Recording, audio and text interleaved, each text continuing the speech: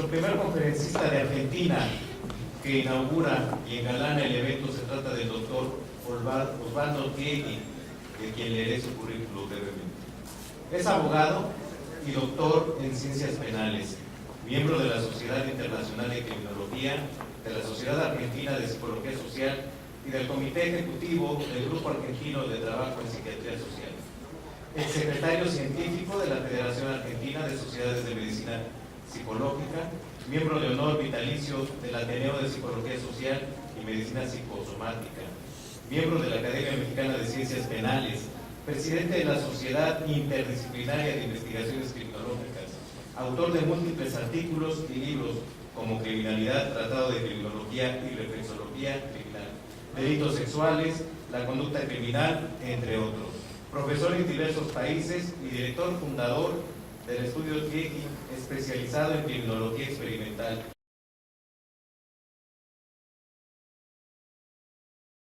Fundamentalmente por ser precisamente en este país al que toda Latinoamérica admira, que es México.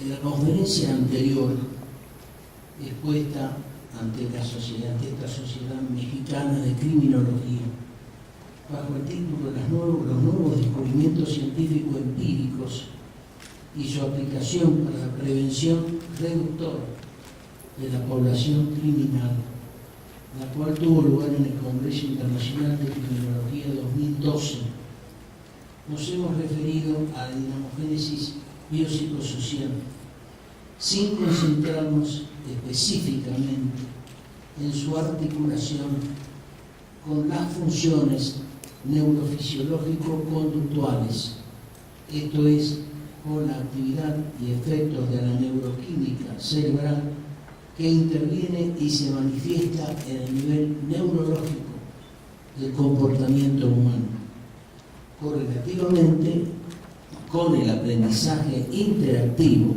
psicosocial y sus manifestaciones afectivas, esto es, las subcorticales, el deseo, el miedo, la ira, el amor, etc., que tienen lugar con participación límbica. Esta actividad neurofisiológico-social, como ya explicáramos hace bastante tiempo en la conducta criminal, Abaco 1989, se integra o articula biosocialmente, lo que antes llamábamos biología, sociología y se discutía, esto está absolutamente superado. Se integra o articula biosocialmente y es explicable holísticamente, es decir, integralmente.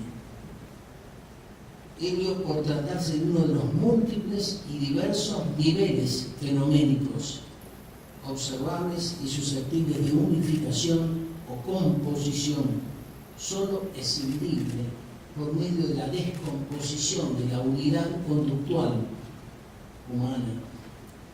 Aquella resulta de la observación analítica, es decir, el análisis nos obliga a escindir, y en los estudios, en las universidades, en las escuelas, etc., estudiamos niveles generalmente y los sumamos, pero difícilmente se logra esa articulación que es bastante compleja. Este método teorético etiológico, consistente en el abordaje holístico, integral, de la dinamogénesis delictual, ha sido receptado y explicado brillantemente por uno de los ganadores de la medalla Tiegui, inaugurada por la Sociedad Mexicana de Criminología, capítulo Nueva León, a instancia de Carla Monroy y del destacado investigador mexicano Joel Gical, cuyos estudios volcados en sus valiosas obras alumbran el futuro de nuestra ciencia. En efecto, al referir a las herramientas de la política criminal, política pública contra el crimen en Colombia, programadas por la Dirección de Investigación Criminal e Interpol, y a la creación del Observatorio del Delito, dos destacados colombianos, Erwin Norza Céspedes y Giovanni Aurelio Torres, han desarrollado una excelente contribución en el estudio de la criminalidad, señalando en sus estudios concordantemente con lo que venimos proponiendo de hace cerca de 50 años, la necesidad de efectuar el estudio complejo de la criminalidad y de lo que yo denomino estructuras impulsivo-motivacionales, es decir, donde interviene todo el factor biológico y el psicológico-social. Ello por medio de una exposición y construcción, esto es lo que han señalado Céspedes y Torres, por medio de una exposición y construcción teórico-holística y no compartimentada de la llamada interdisciplinaridad criminológica. Todos estamos acostumbrados a oír decir que la criminología es interdisciplinaria. Es tan interdisciplinaria como la medicina, como la física o como cualquier disciplina que integra todos los conocimientos de las demás investigaciones en todos los niveles y áreas de observación. Agregan estos dos autores colombianos que todo ello se sustenta aún más la metodología ya propuesta y receptada por el Observatorio Colombiano del Delito. Esto ha sido publicado por la revista Archivos de Criminología, Criminalística y Seguridad Privada en México 1912, asimismo ver Hikaru-Aeru, Criminología Etiológica Multifactorial. Hoy es absolutamente imprescindible, como hemos venido insistiendo en nuestras últimas conferencias, estudiar debidamente y aplicar holística y articuladamente por parte de nuestros gobernantes y educadores aquellos medios que ya han sido científicamente verificados, que es lo que ocurre en los últimos tiempos. Para ello, para poder emplearlos exitosamente en la prevención criminógena, tanto a nuestros pueblos, a nuestros niños y a nuestros jóvenes. Por este camino se modelará la conducta comunitaria de convivencia social solidaria. Sobre solidaridad se ha escrito mucho en sociología, especialmente por Pitirina Sorokin. Esta convivencia virtuosa es incompatible con el vicio, con el comportamiento social y con la criminalidad.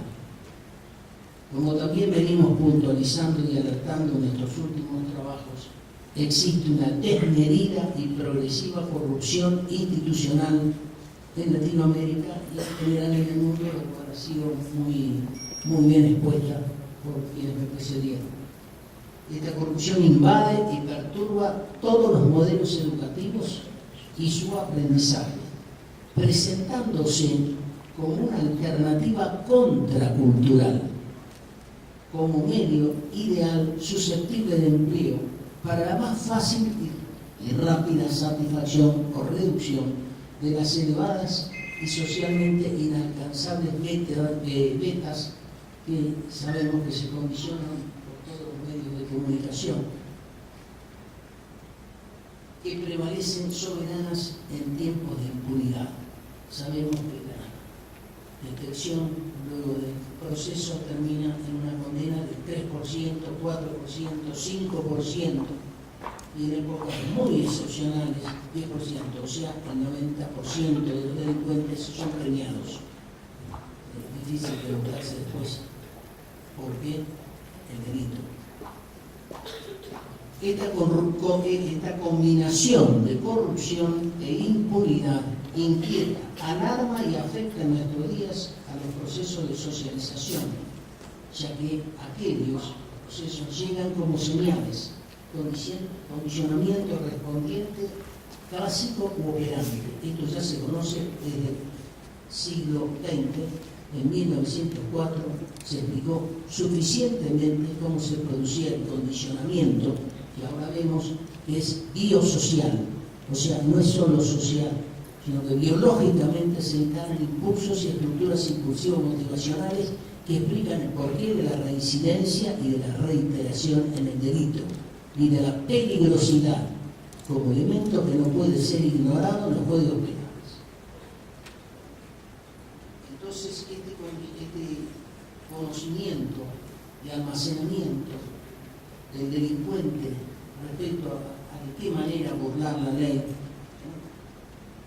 tiene su registro cerebral en las personas, en la corteza cerebral y también límbicamente en cuanto a la afectividad. Al respecto, ya Merton habló suficientemente sobre las metas que son inalcanzables por medios lícitos. Entonces ahí se produce el aprendizaje de evitación, que se puede comprobar experimentalmente con cualquier animal, y no solo con el ser humano. El sistema nervioso es exactamente el mismo, fuera del lenguaje, fuera del pensamiento hablado. Por nuestra parte, pensamos, y así lo subrayamos desde nuestra reflexología criminal, 1974, hace cerca de 50 años, que las actuales circunstancias psicosociales, hoy vigentes, y socioeconómicas, el ritmo acelerado de vida y la imposición neurótica de inalcanzables niveles de aspiración, el mejor coche, el mejor avión, la mejor casa, etc., no en toda la población, pero suficiente aunque sea en una parte del level of aspiration, en sociedades de bruscas transiciones, obedientes a un patrón económico y ajenos a los valores morales comunitarios, acentúan la disociabilidad, la labilidad y la inconsciencia de la conciencia ética. Y que las causas de los diversos conflictos personales, grupales y familiares que hoy nos asolan o devastan se encuentra en el propio estadio y características de la civilización en que vivimos y a los que la ley, como está acreditado, no puede alcanzar en su mayor parte. Esto es de 1974, donde se presentaban idénticas circunstancias que las actuales, pero podemos retroceder 2400 años y vamos a encontrar el mismo fenómeno que lo voy a tratar. Muchos son los estados en los que prevalece la indiferencia y que en consecuencia únicamente se limitan al mero registro estadístico de tales hechos, contemplando pasivamente este repudiable fenómeno de la descomposición societaria, desentendiéndose así de los medios idóneos, los científicamente ya comprobados, experimentados y que no pueden ser motivo de discusión, salvo exclusivamente. Medios que sean susceptibles de ser dirigidos hacia la posible prevención y tratamiento de la criminalidad. Por ello, las autoridades gubernamentales, y esto creo que es fundamental, acuden torpemente al continuo incremento de lo que entienden como seguridad, esto es, al aumento de fuerzas de control y de represión. Esto se produce por una ignorancia de cómo funciona el sistema nervioso central. Los ciudadanos, a su vez, buscan la defensa o resguardo contra la criminalidad a través de cámaras videoprotectoras o filmadoras, de sonrojos de todo tipo o del auxilio de empresas privadas. Pero con ello equivocan el camino más serio, que solo se resuelve con la prevención delictiva, es decir, antes de que se instalen los impulsos criminales, la compulsión criminal, el hábito criminal, la tendencia criminal, los instintos criminales. Cualquiera sea la teoría que busquemos, hallamos lo mismo. No hay ninguna diferencia entre los autores que a veces descartamos por nuestra tendencia a seguir a unos o a otros y sobre todo a la oposición y a la discusión. Esto es así, ya que aquellas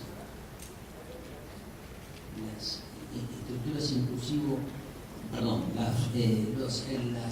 medios de seguridad, las medidas de seguridad, solo pueden actuar cuando el germen del delito, conformado por esas estructuras impulsivo-motivacionales, que son biosociales, estructuras impulsivo-motivacionales criminógenas adquiridas por los delincuentes reales o potenciales, aún los que no han delinquido, pero conforman la estructura secundaria. ese germen del delito actúa cuando ya se ha instalado.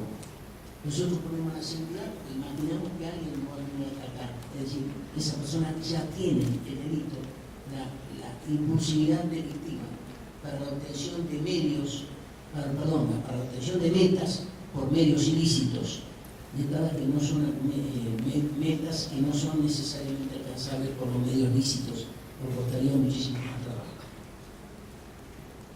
Si ocurre, en cambio, contrariamente a lo que con las medidas de seguridad, por mucho que las aumentemos, la delincuencia, por el contrario, en vez de reducir, aumenta, por esa característica del aprendizaje de educación que está instalada filogenéticamente ya en nuestro cerebro. Inmediatamente evita la aversión, es decir, el castigo.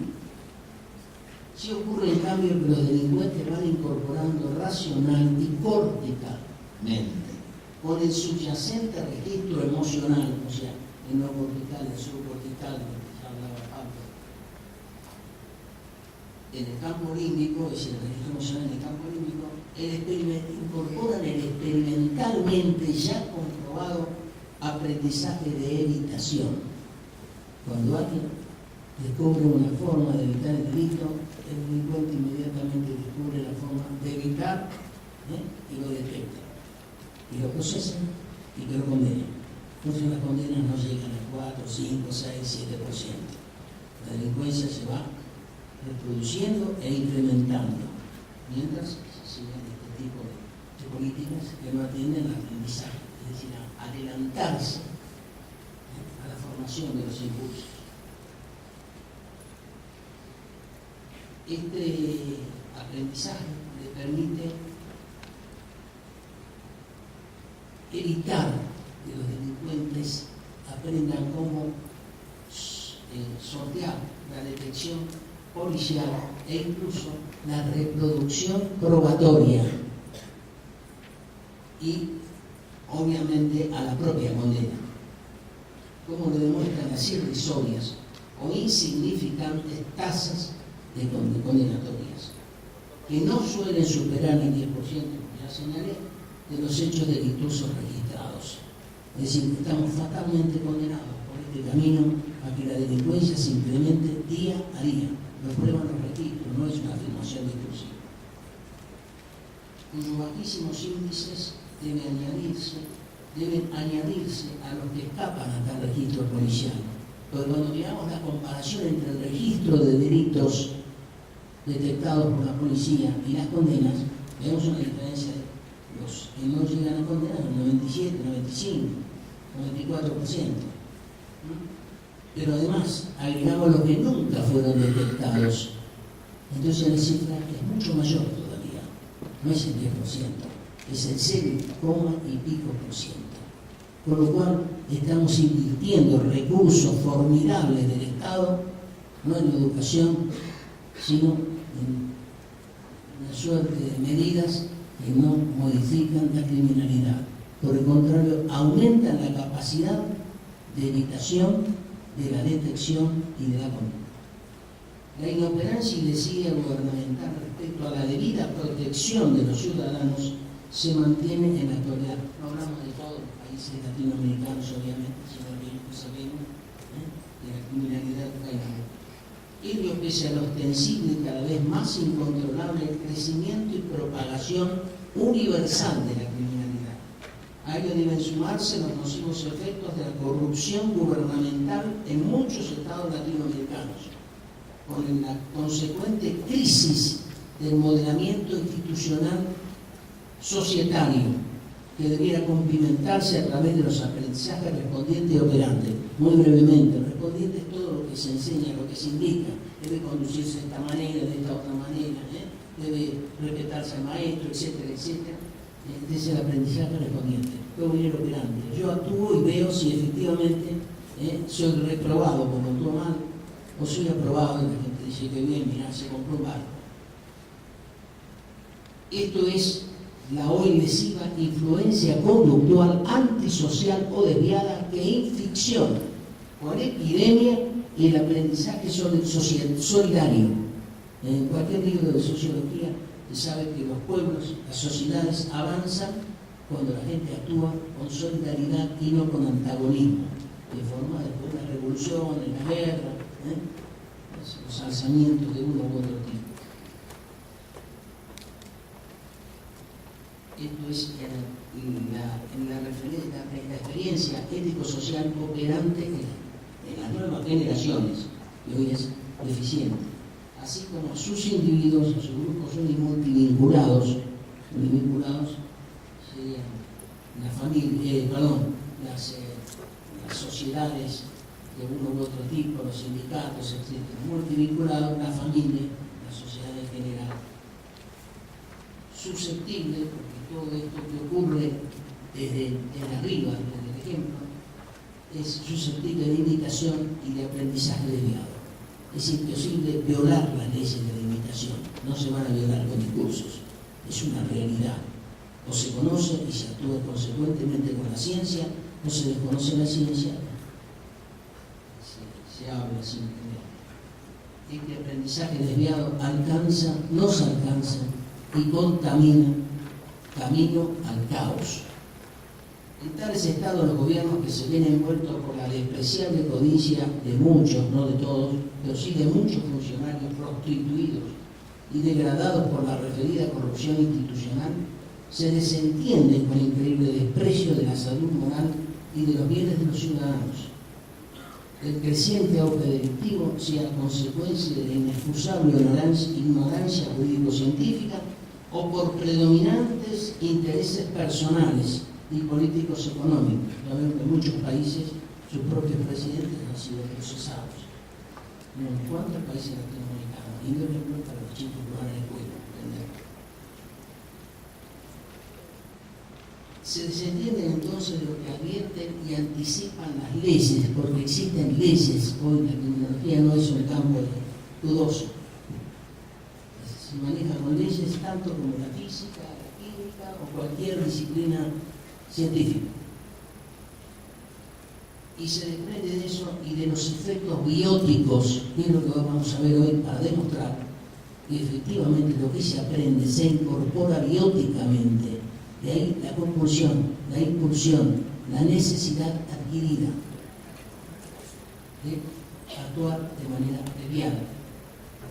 Estos efectos son neurofisiológicos, el condicionamiento social.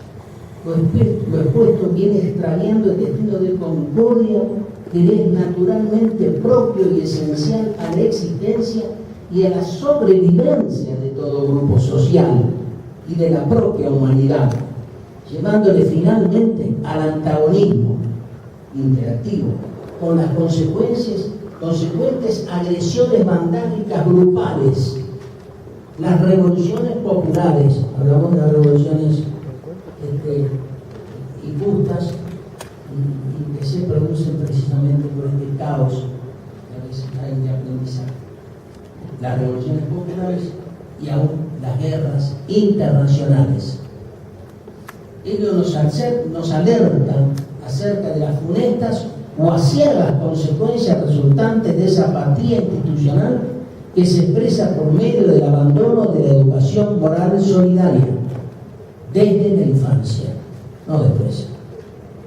En nuestra obra Criminalidad, Ciencia, Filosofía y Prevención, confrontar Universidad 2004, al recordar algunos pasajes de Cicerón, estamos hablando ya de 2100 años atrás,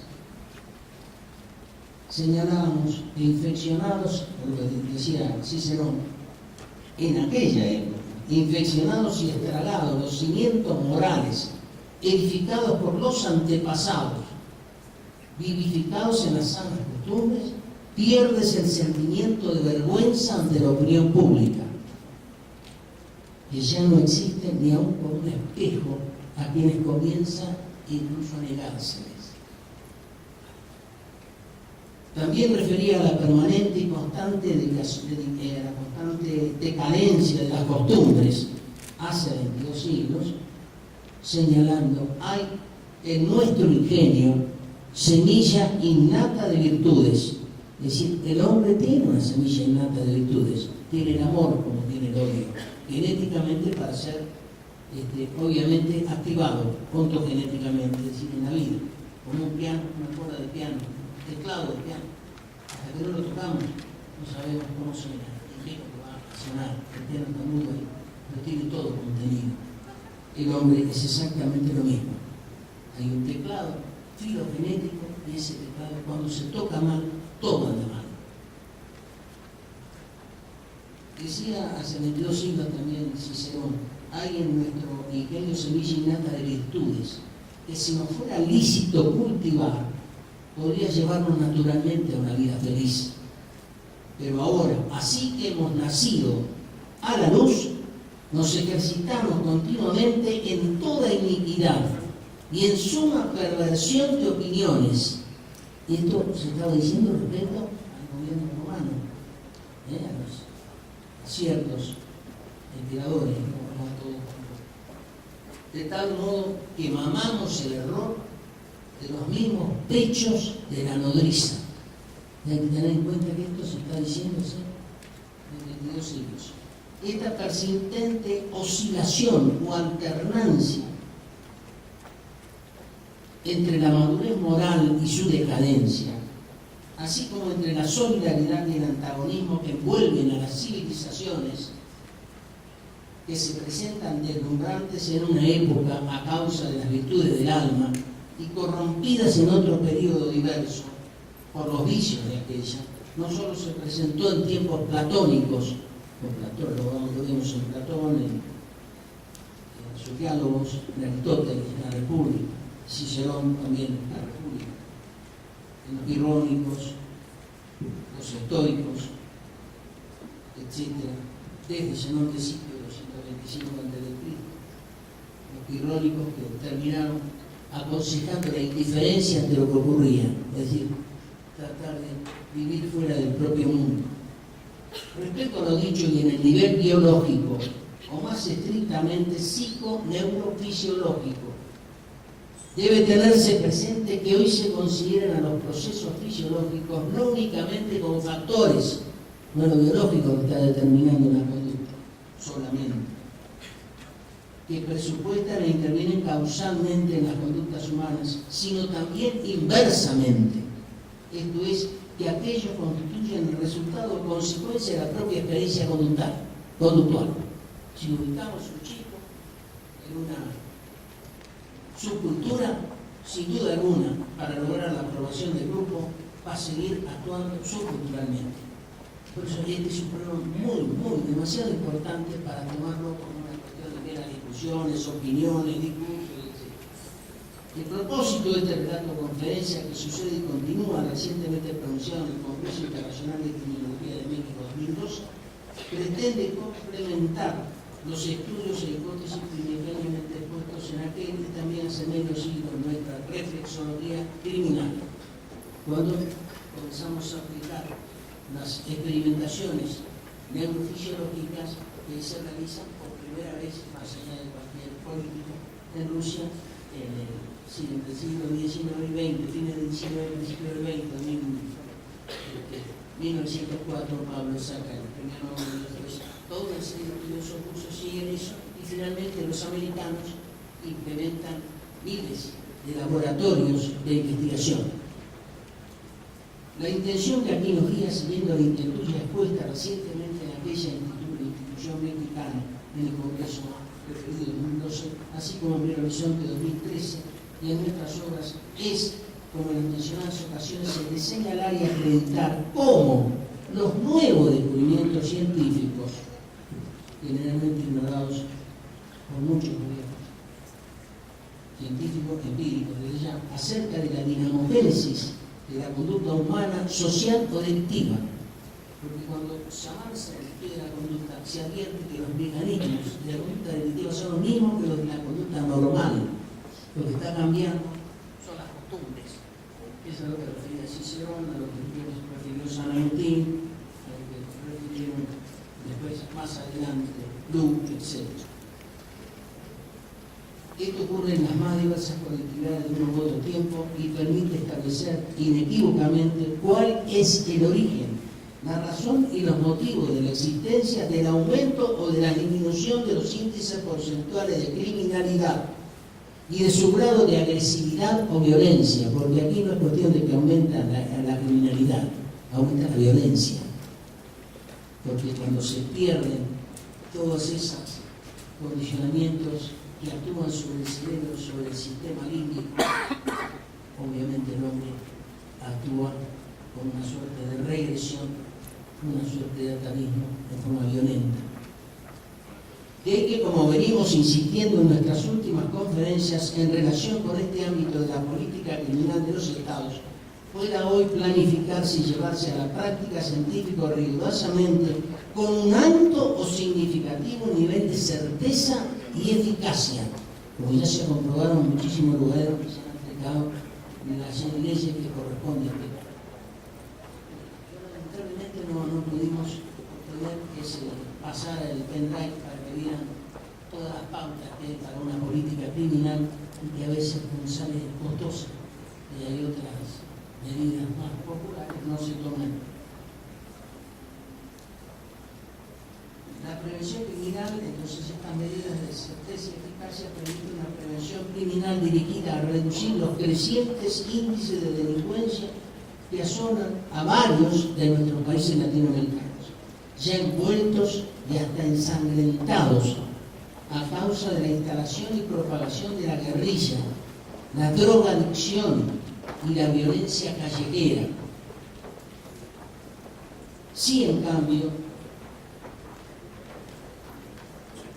ocurre que los delincuentes van constantemente atendiendo a las causas que producen la aversión y en las que le permiten evitar la aversión. Como lo hace un animalito, no porque la aversión es mala, sino porque esas conductas tienen ya un origen animal. En cuanto al sistema nervioso y en cuanto al punto de vista biológico, no lo que va a hacer una comunidad, según enseñe éticamente, ejemplifique éticamente. Esto lo demostró, lo trató muy bien alguien a quien pocos han leído en este aspecto, que fue Maquiavelo, que no fue solo el príncipe, cuando estudió cuidadosamente todos los emperadores romanos y las consecuencias de su corrupción o de su comportamiento leal.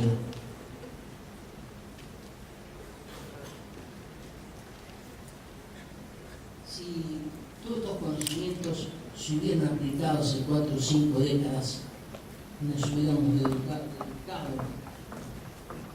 a cultivar la educación, entonces seguramente hoy no estaríamos envueltos en la sangría que estamos viendo en muchos países latinoamericanos y del mundo.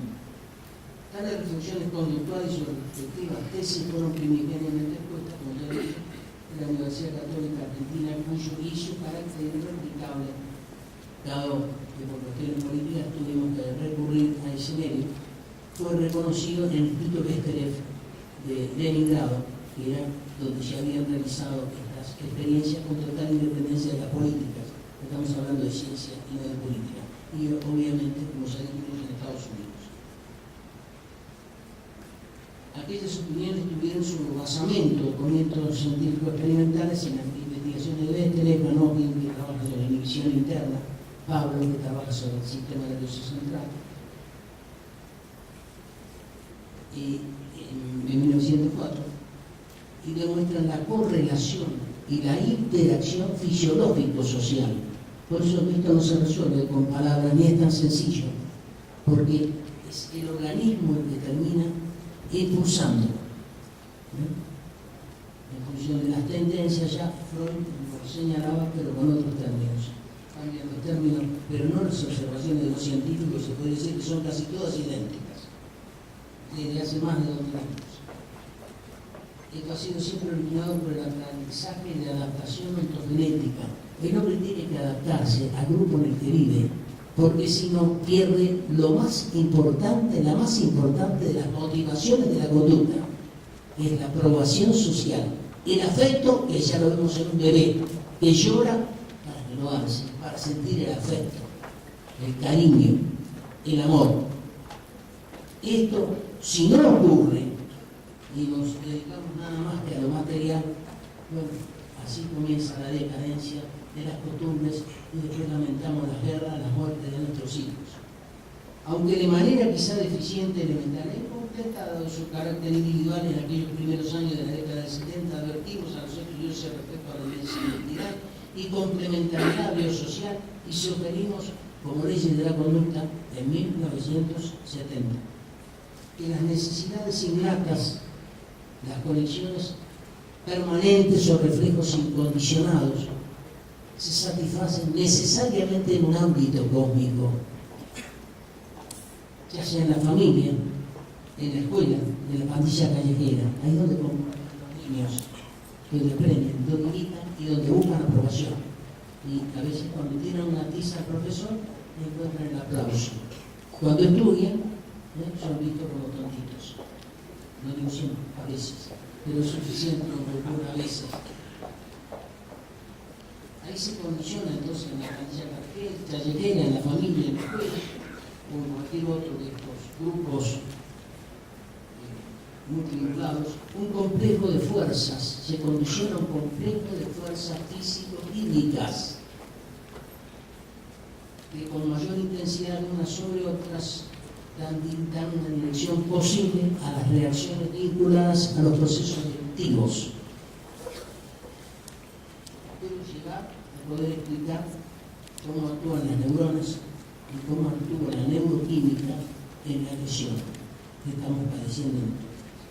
Al intentar explicar las hipótesis precedentes, expresamos que al asimilarse a la actividad de un grupo específico, es la escuela, la bar, etc., el individuo tiene que satisfacer sus requerimientos constitucionales, el hambre, la sed, el abrigo, requerimientos filogenéticos, según la realidad existente en ese ámbito. No puede hacerlo de otra manera, si no se queda rechazado en el mundo. Así los sentimientos, las actitudes y los valores del núcleo antropológico en el que tiene que vivir se convierten en señales neurofisiológicas, no solo psicológicas, no solo sociales. Es decir, muchos autores que han actuado en épocas anteriores no han podido conocer las investigaciones contemporáneas que demuestran cómo se modifica una sustancia neuroquímica según el estado que está la persona, el estado de agresión, de miedo, etc. Estas señalan, como ocurre con los animales de Pablo, la rata de esquina, no estamos comparando al ser humano con las ratas, pero sí podemos, a partir de los estudios, cosas que ya hizo Lorenz, premio Nobel en su etología, podemos comprobar la correlación que existe entre el cerebro desde sus orígenes, el sistema nervioso de sus orígenes y la conducta que se va aprendiendo. El animal también se ve obligado a aprender dentro de límites, porque obviamente son grandes los límites y las diferencias con la especie humana. Las investigaciones de la reciente cultura de los maras, acá tenemos a un gran representante,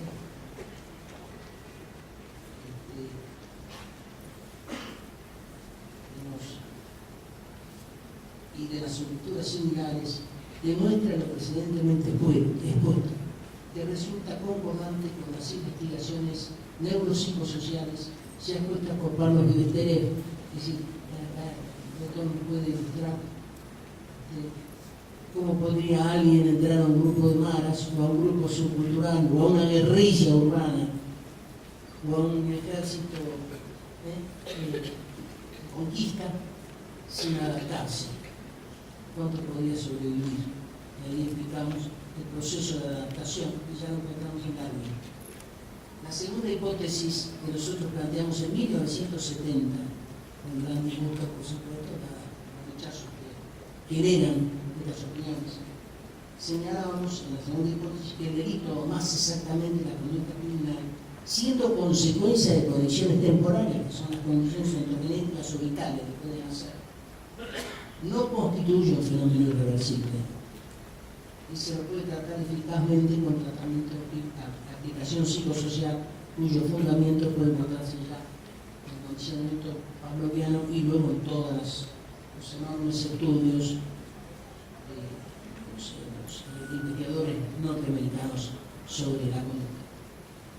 Queda explicitado así que desde mis comienzos en la lectura criminológica no me limité a repetir las opiniones y discursos conductuales compartimentados entonces existentes, sino investigar un animalito, los propios hijos, cosas que además hizo Piaget, así que no están al cabo. La conducta indiferencial, la social o la directiva.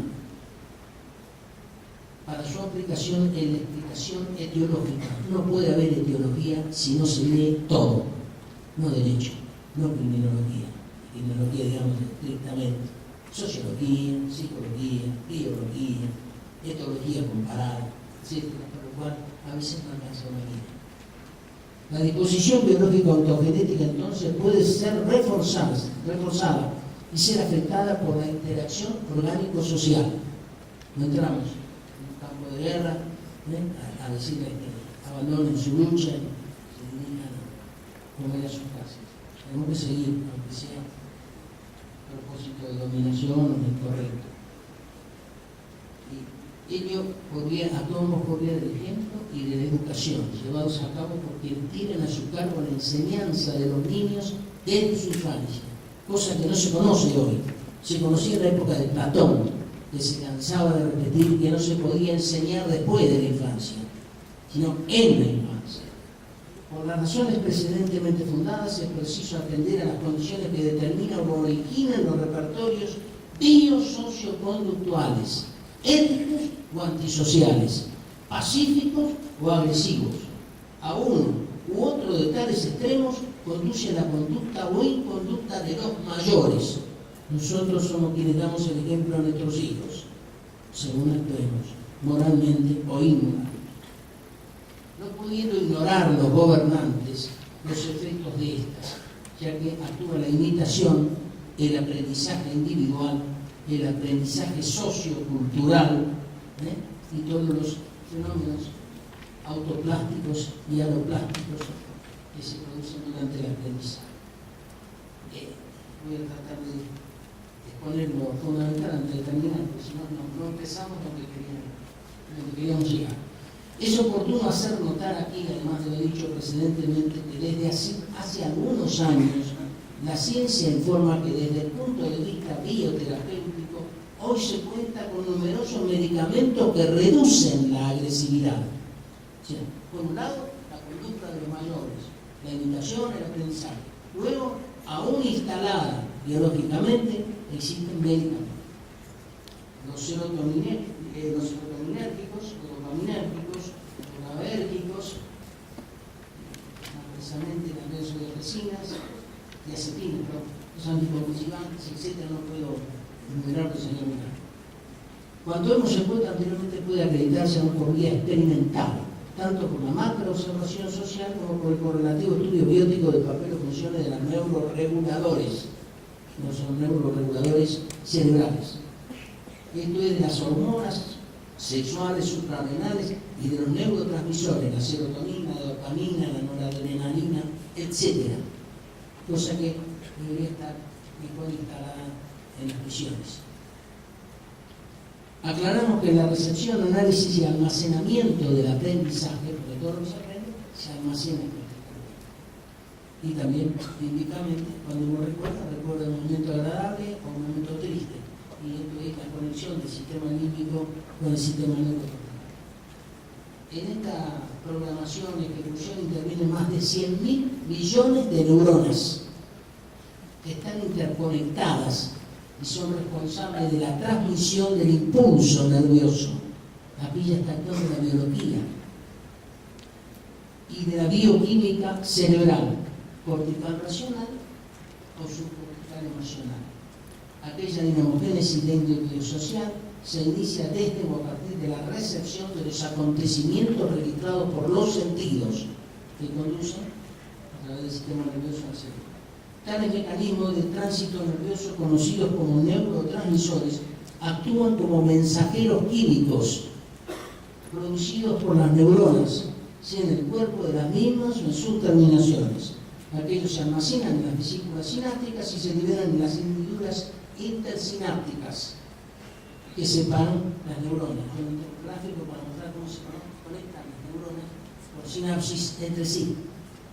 Es decir, de todo esto que ocurre cuando el padre va y actúa mal, no es algo así simplemente psicológico o social. Está actuando todo el sistema biológico y llevando todo este ejemplo a la corteza, almacenándolo y dando cómo actuar. ¿Qué es lo que le ha dado éxito al padre? ¿O qué es lo que le ha dado éxito al maestro? ¿O qué es lo que le da éxito a ciertos gobernantes? Existe entonces una patente, voy a terminar por razones de tiempo. Existe entonces una patente y comprobada interacción y correlación de los neurotransmisores, las neuronales, con la conducta socialmente aprendida. No se trata solamente de un problema social, sino de cómo ese problema, ese factor social, introduce impulsos, compulsiones. Después no podemos corregir al delito, debemos corregir antes, donde hayamos expresado en la reflexología el fundamento terapéutico de la readaptación. Ya mucho más.